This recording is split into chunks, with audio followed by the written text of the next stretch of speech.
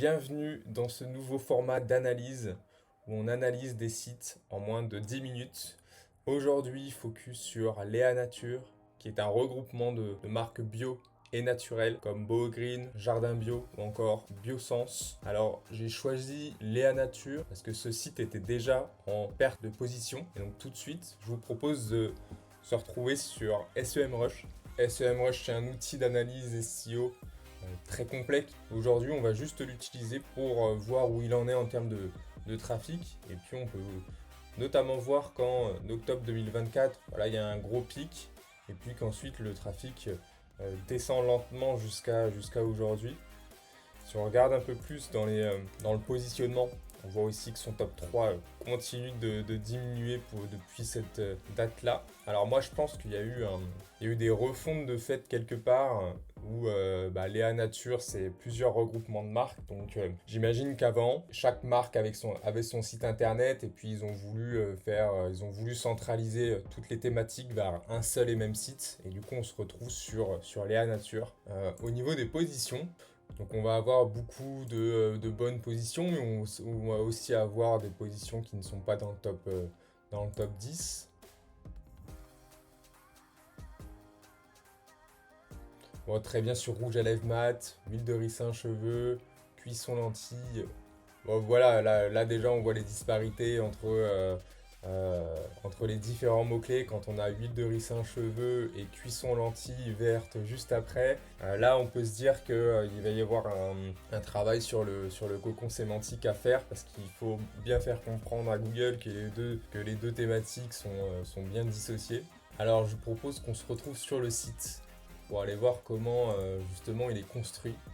Moi la première chose que j'aime bien faire c'est d'aller voir le robot.txt.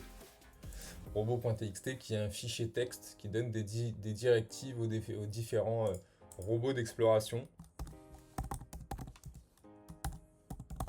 Et on peut notamment dire à Google ce qu'il a le droit d'aller explorer et pas explorer sur le site. Donc là, on voit qu'il y a plein d'éléments que Google n'a pas le droit d'aller voir. Et puis, il a le droit par contre d'aller voir le CSS et puis le JS aussi.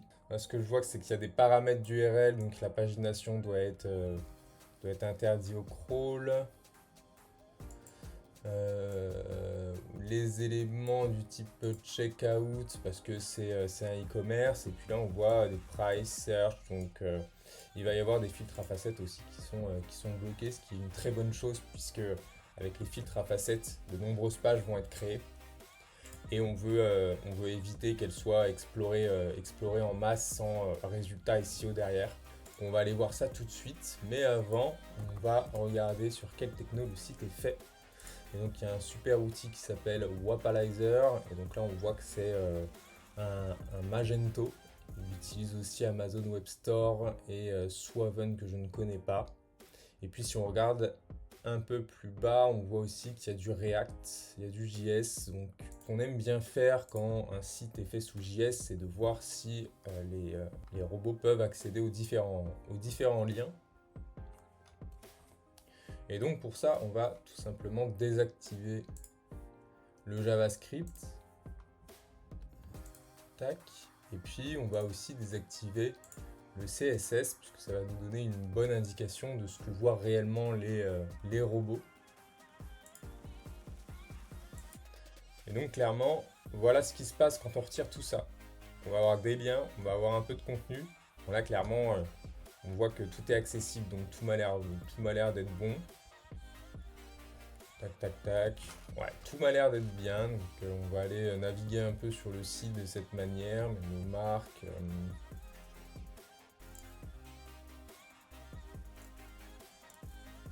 Ok, tout semble bien fonctionner sans JavaScript. Donc, on va réactiver tout ça. Maintenant, comme c'est un e-commerce, moi, j'ai souvent le réflexe d'aller sur la page de liste pour voir un peu les catégories et quels produits ils sont. Donc là, ce qu'on peut voir, c'est qu'il y a bien un mot-clé, il va y avoir un texte de description, il va y avoir des filtres à facettes et des produits.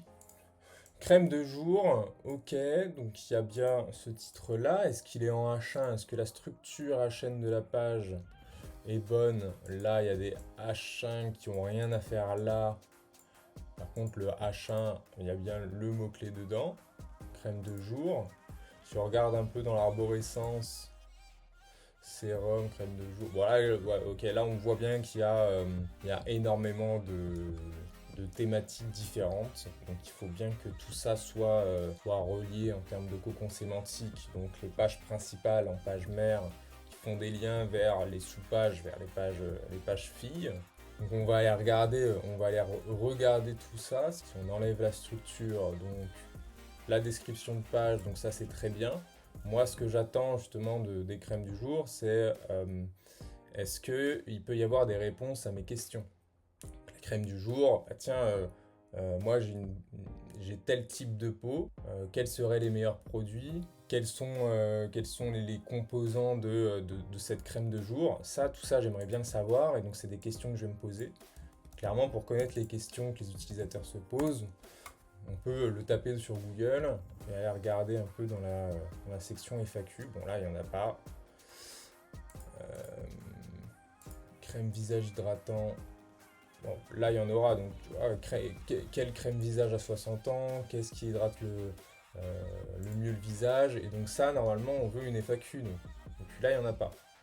Donc, première optie, ce serait peut-être de rajouter des FAQ sur ces pages catégories-là. Donc ensuite, en plus de la FAQ, on va voir si donc, les filtres à facettes sont bien bloqués.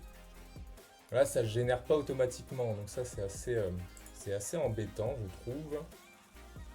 Et puis là, on voit grâce à cet outil Robot Exclusion Checker que les filtres à facettes sont bien bloqués. Donc là, ça fonctionne. Par contre, vu que c'est bloqué, on va avoir envie de créer des pages de sous-thématiques pour créer des cocons sémantiques autour de thématiques phares. J'aime bien aller voir le fil d'Ariane pour voir comment le site est construit. Donc logiquement, si on va sur visage, la thématique visage doit faire des liens vers crème de jour. On va aller voir un peu ce qui se passe sur le visage. Aïe. Et là, bon, visage, bah, c'est pas un mot-clé, personne cherche visage pour trouver des produits de beauté. On n'a pas le petit contenu qui va bien. Pas de FAQ pareil, et surtout, il n'y a pas de maillage interne. Quoi. Des maillages internes, ah si, ok, le petit texte il est là, il n'y a toujours pas de FAQ. Par contre, il n'y a pas de maillage interne vers les sous-thématiques. Donc, qu'est-ce qu'on trouve comme visage? Moi, je mettrais dans la e-boutique qui a marqué quoi? En fait, ces liens-là, crème de jour, crème de nuit, sérum, contour des yeux, on devrait la retrouver sur la page principale. Donc voilà, moi j'ajouterais des boutons ici pour renvoyer vers ces pages-là. Et puis ensuite, quand je suis sur crème de jour, peut-être qu'il y a d'autres thématiques de crème de jour. Pas besoin d'aller sur SEMrush pour trouver des mots-clés. Crème de jour. Et voilà, il y a tout ça en fait. Donc il devrait y avoir des catégories pour les marques. Crème de jour Clarins, on devrait avoir accès à matifiante SIA. Crème de jour peau grasse, ça on devrait y avoir accès aussi. Il y a plein de produits et là malheureusement il n'y a rien du tout. Donc moi gros sujet là que je mettrai en place sur ça directement, c'est le sujet du maillage interne là, qui est vraiment à revoir. Et puis ensuite au niveau UX, je trouve que les avis, en fait là quand on regarde les produits, moi, ce qui me saute à l'œil, ça va être le prix en rouge, pas forcément ce que j'ai envie de voir. Moi ce que j'ai envie de voir c'est des éléments de réassurance, les avis, quel est le titre du produit. Bon là c'est bien parce que ça m'a l'air de correspondre à ce qui est affiché et c'est pas des numéros de référence du type 0657 3W. Et par contre, on ne sait pas si c'est bio, si ça vient de France, si c'est livré rapidement. Ça, c'est pas marqué, c'est dommage. Donc bon, on va quand même aller voir sur une fiche produit pour voir ce que ça donne. Bon là, c'est exactement la même chose. Donc moi, le premier truc qui me frappe à l'œil, c'est ok, il y a une photo du produit, il y a le prix. Par contre, on ne sait pas ce qu'il y a dedans, quoi. C'est duo regard éclatant, d'accord. On comprend que c'est peut-être une crème. Encore, voilà, je dois lire dessus pour savoir que c'est un contour des yeux. Il n'y a pas d'élément de réassurance. Paiement sécurisé, livraison rapide, ça on le voit presque pas et en plus c'est pas mis, enfin, c'est en mode aléatoire donc c'est dommage. Moi ce que j'ai envie de voir c'est de la fidélisation. Voilà, on gagne des points, ça faut. Ok, on gagne des points quand on achète quelque chose, ça arrive un peu tard parce qu'on a le temps de déjà quitter la page pour le voir. Mais du coup, éléments de réassurance, est-ce que c'est bio? Est-ce qu'il y a des certifications spécifiques? Qu'est-ce que ça va me porter clairement sur ma peau, sur le dessous de mes yeux? Ça, on ne le sait pas. Le descriptif détaillé, en fait, on ne va pas lire parce que c'est mis à l'arrache et on ne voit pas trop. Alors désolé pour celui qui a publié le contenu de cette manière. Je pense qu'il y a moyen de réorganiser tout ça et de faire quelque chose de plus lisible à l'œil. Et puis ensuite, je vais regarder s'il y a du GC. C'est toujours bien d'avoir des avis où les gens peuvent utiliser les produits. Voilà, il n'y a pas du GC. Ça, c'est ce qui se fait rapidement. Et puis en parlant du GC, moi, il y a un truc il y a quelque chose qui est aussi méga important, c'est les diagnostics. Quand on vend des produits de beauté, on a souvent tendance, enfin maintenant beaucoup de marques s'y mettent, et ça me fait penser à Typologie là, qui vont proposer des diagnostics. Je suis déjà sur diagnostic donc c'est top, parce que j'en ai déjà fait sur Typologie, enfin bref. Et donc là il y a des diagnostics, donc c'est méga bien. Quand on veut un produit, on passe le diagnostic et on dit clairement ce qui est fait pour nos cheveux, pour notre peau, pour notre visage, etc. Et là en fait il n'y a pas. Peut-être le club des testeurs. Ouais, non, je crois pas que ce soit ça. Bon bref. Donc ça manque un peu. Donc voilà, là j'ajouterais plus d'éléments de réassurance. C'est bien parce que après il y a quand même le mag. Donc j'ai vu qu'il y avait le mag de Léa. Merci Léa d'avoir fait ce mag. Je pense qu'il va être très utile. Et d'ailleurs on peut se rendre dessus. Là, il y a du maillage interne vers les autres produits, donc très bien. Et je pense qu'on peut se rendre sur le mag pour voir comment il est fait ce mag. Donc on voit encore qu'il y a différentes thématiques. Actu alimentation, ok. Santé, bien-être. Là, il y a de l'épicerie, beauté, hygiène. On va continuer dans la beauté et hygiène pour voir ce qui se passe. Et puis, on va prendre le dernier article qui a été publié, peau lésée et irritée. Et là, ce qu'on va voir, alors je regarde pas l'heure, donc j'espère que ça fait 10 minutes. Peut-être que je mettrai un chronomètre la prochaine fois. Peau lésée et irritée, les bons gestes. Pareil, hein. Bon, si on veut pas utiliser l'outil pour regarder s'il y a un H1 ou pas, on peut aller regarder dans le code directement. Tac. On peut aller regarder le code, c'est clic droit, inspecter. Hop, H1. Donc le H1 est là, peau lésée. On voit que c'est le titre principal, donc ça marche bien. Donc tout à l'heure, il y avait aussi des HN devant avec des recommandations.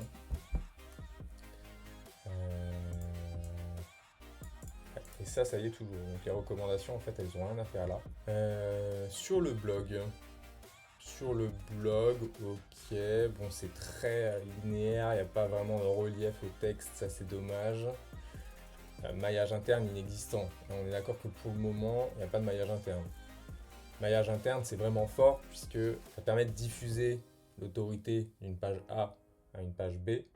Et clairement, ça montre à Google les pages qui sont importantes pour toi ou non. C'est-à-dire que si ta page, je sais pas, je dis n'importe quoi, mais si tu as une page qui reçoit beaucoup de liens de pages internes, par exemple la page d'accueil, ben là tu dis à Google que la page d'accueil est vraiment importante, donc il faut la positionner.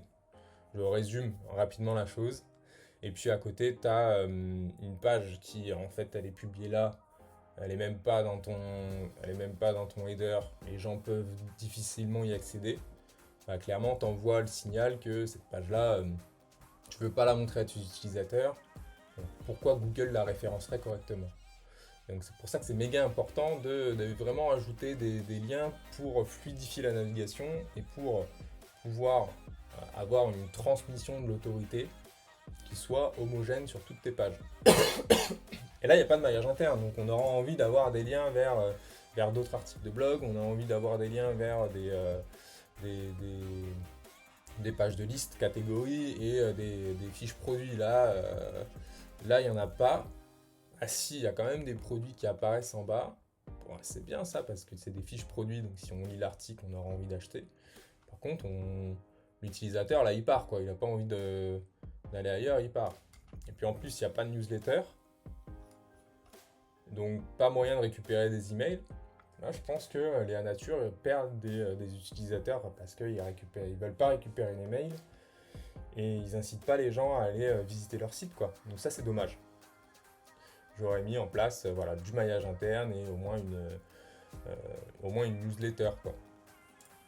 Et puis, je viens d'y penser en lisant cet article de blog, mais c'est vrai que comme c'est un e-commerce, on a envie que les produits apparaissent dans Google Marchand Center. Et donc pour ça, soit on envoie un fichier directement au Google Marchand Center pour qu'il ajoute nos produits automatiquement, ou on essaie avec des données structurées de donner à Google des informations les plus précises possibles. Et donc on va aller regarder si les données structurées sont bonnes. Hop, on va pas regarder dans le code, on va aller sur un site qui s'appelle test de résultats enrichis.